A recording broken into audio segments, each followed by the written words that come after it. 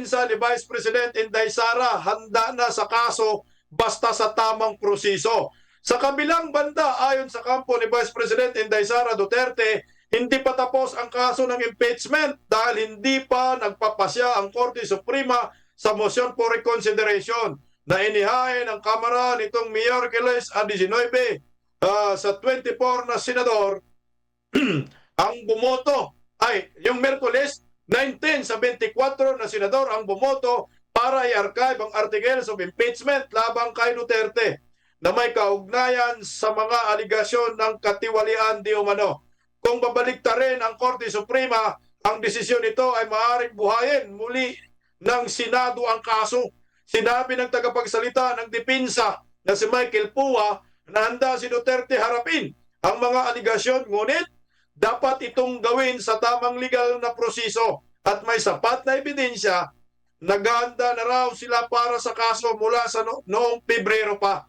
Bagaman hindi malinaw kung nasaan ang eksakto ang Vice Presidente, tiniyak ng kanyang mga tagapagsalita na nasa Pilipinas siya. I think nasa Davao, di ba? Nasa Davao. Nagpasalamat si Duterte sa kanyang legal team sa isang lunch sa Davao City dahil sa petisyong naging dahilan upang ideklarang labag sa konstitusyon ng impeachment. Dumalo rin siya sa misa sa San Pedro Cathedral bilang bahagi ng Kadayawan Festival. Partner Badong, ano po ang masasabi mo dito? Dahil di pa daw tapos ang laban, handa pa rin daw po ang kampo ni Vice President Inday Sara basta nasa tamang proseso.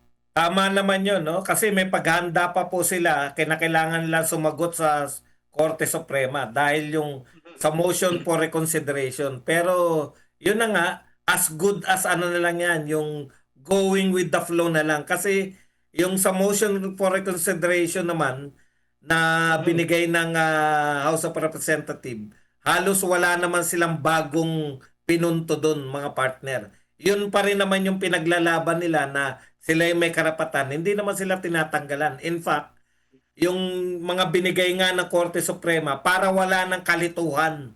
Kasi ang daming kalituhan pa nung nakaraan, di ba?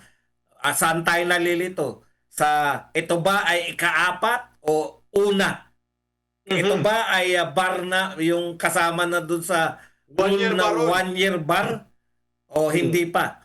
Kaya ngayon, malinaw na po sa Korte, binigay na po ng Korte Suprema yung mga dapat gawin ng mga congressman para makapagsulong sila ng impeachment sa susunod, partner. Partner Kapiel. Mga partner, natuwa si Romualdez doon sa naging pahayag ni Michael Pua, tagapagsalita ni BP Inday Sara, na hindi pa naman talaga tapos ang impeachment dahil inaantay pa ang resulta ng motion kung ito harangin ba ng Korte Suprema o hindi. Malamang natuwa doon si Martin, partner, pero sa palagay ko lang, no, ang Korte Suprema, pag nagsalita na yan, kung ano ang magiging desisyon nila, yun na yun ang panghahawakan nila, partner. Correct. Oo, wala na, hindi na mababago yan. Para sa akin, yung usapin dyan sa impeachment na yan, partner, Red Bull na. malabo pa yan sa sabaw ng pusit. Panalo na tayo, partner. Dapat mag-move on na lang sana ba, no? Lahat mag-move on na, hindi na isipin yung impeachment kasi considered nga as dismissed na po ito. Kasi nga, partner, meron isang taong hindi makamove on. Nagyayaw-yaw siya ngayon sa social media. Yung kuya mo. Yung kuya, oo, kuya. Kuya Bonjing. Kuya Bonjing. Sabihan mga Kuya Bonjing mo. Tumahimik ka na, Kuya Bonjing. Kuya Bonjing! Dede ka na lang, dede. Partner Baymar. Si Baby Damaulag yun eh.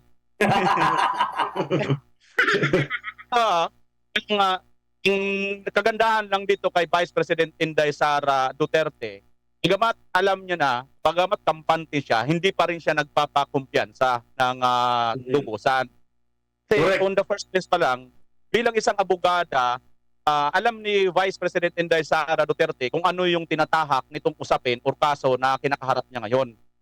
Bilang abogada nga, kinikinita na niya kung ano talaga ang magiging resulta nito. Dahil siya mismo ang may alam nito eh. Nagugat naman talaga ito doon sa Intel Fund or confidential fund na sinasabi. So, yung mga alboroto ni Baby Damulag na sinasabi nga niya, bakit daw hindi na lang sagutin ni Vice President Inday Sara Duterte ang mga tanong sa kanya kung saan daw niya ginastos, sino daw ang nakinabang dito sa pera na Intel Fund. Kung taong bayan kaya ang magtanong sa iyo, Baby Damulag, kaya mo kayang sagutin pag tinanong ka namin? Diba ay kakampi na ng mga makakaliwang grupo or mga impeying teroristan kalaban ng bayan? Nagtatanong ka niyan, ha? Nagtatanong ka? Nagtatanong lang ako. Umayos ka si Eric, nagtatanong kay Romualdez na kulong. hindi naman siya 'yon ang tinatanong ko. Si Baby Damulag naman tinatanong ko. Linawin natin, ha? Linilinaw ko si Baby Damulag 'yon. Merong palabas na television na Baby Damulag, di ba? Saka nung nagtanong yun, partner, dagdag ko lang kung nung nagtanong yun, nawalan tayo ng prangkisa. Ayun, mawawalan tayo ng channel. Kamo, pag nagtanong. Yun nga, no? So, yun yung mahirap dito. Kasi, ikaw, sinasabi mo lagi, yun, hindi daw sinasagot ni Vice President Inday Sara Duterte yung kung nasaan daw binigay yung confidential fund.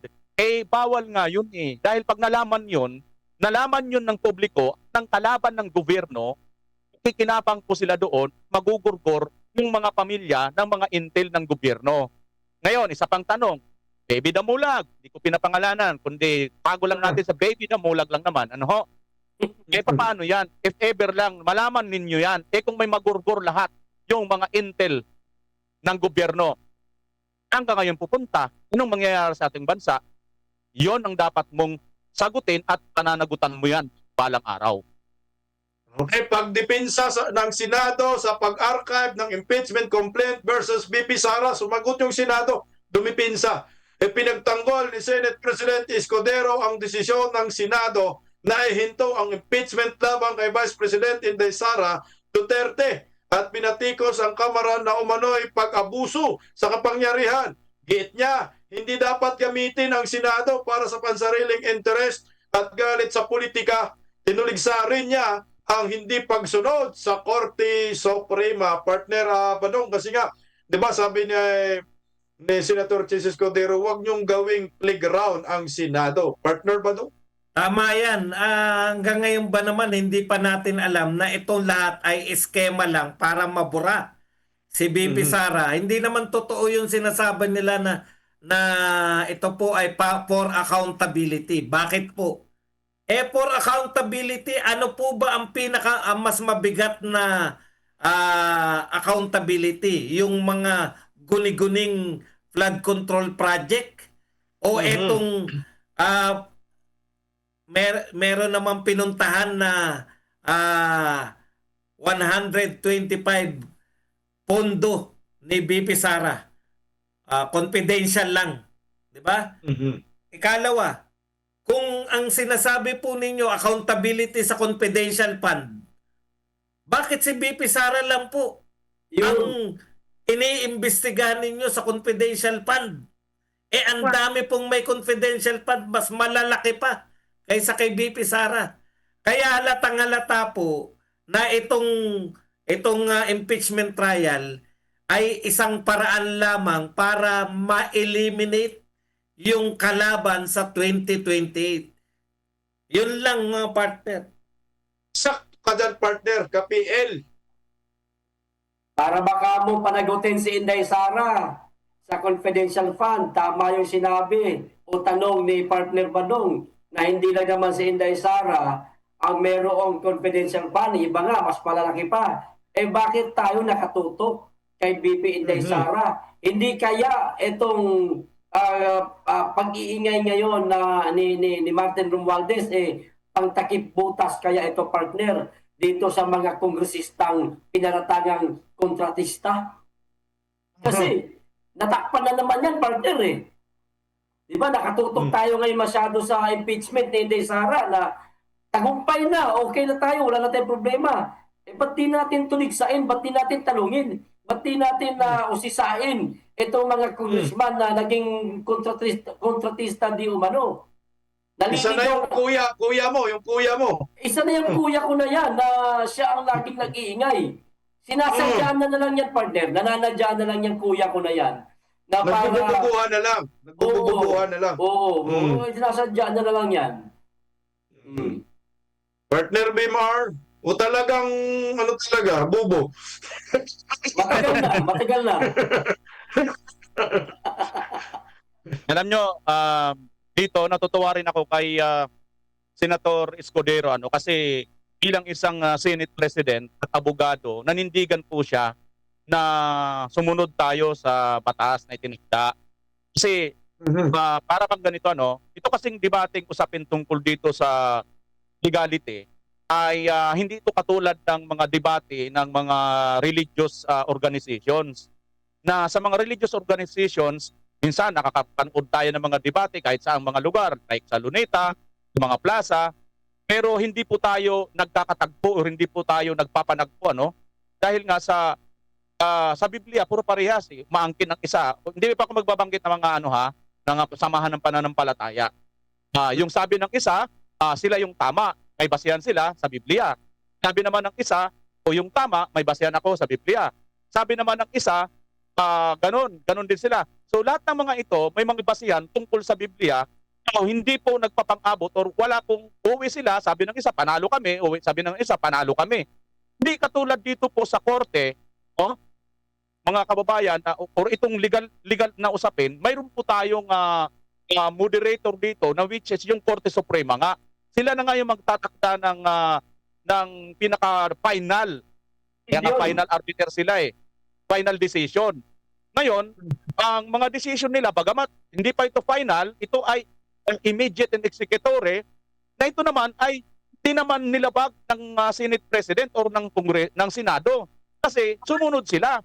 Which is, kung halimbawa hindi sila sumunod dito, na hindi nila ito in-archive, at pinagpatuloy nila ito, maaari nga talaga tayo magkaroon ng constitutional crisis. Bakit?